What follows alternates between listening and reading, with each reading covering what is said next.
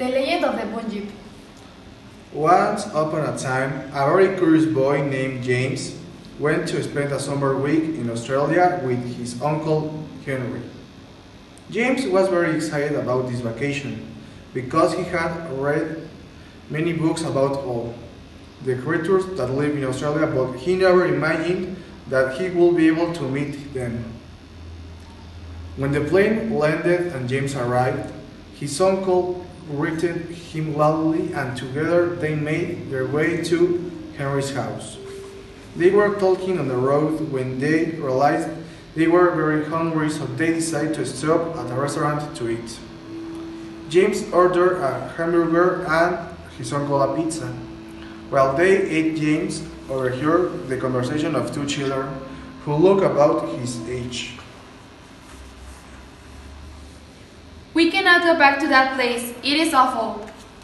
We're not even sure what was that. We have to go back.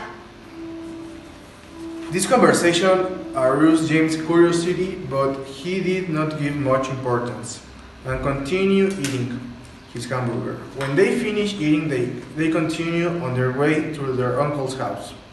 Arriving at the house, James was amazed by the large house located on the shore of a beautiful lake.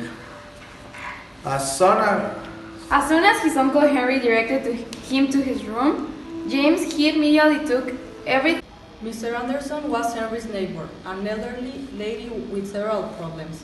This was the worst news that James could have received during his vacations in Australia, because he would still have to wait for more than 3 days to start his adventure in the country, and the worst of all is that he could only stay there for 1 week. James was so angry that he shot out of the house as soon as he got the news. He walked for several hours, and when he realized the time, he was already immersed in the forest without any idea of where he was. It was getting dark, and James started to feel scared. He walked several more minutes until he saw a giant tree that he had never seen in his entire life. Just as the sun completely disappeared, behind the giant tree, James saw a huge creature with a crest that changed color and a series of tentacles. This creature impressed him too much, but he came out of the shock when the beast suddenly roared so loud that James thought he was going to go deaf. At the moment, he knew he could not stay there. His life could be in danger, so he ran, and the beast went after him. He ran even faster when he saw his uncle's house at a distance, but when he arrived, the beast no longer chased him. That night, James couldn't sleep. The next day, he went to the public library early to find something that could help him understand what he saw.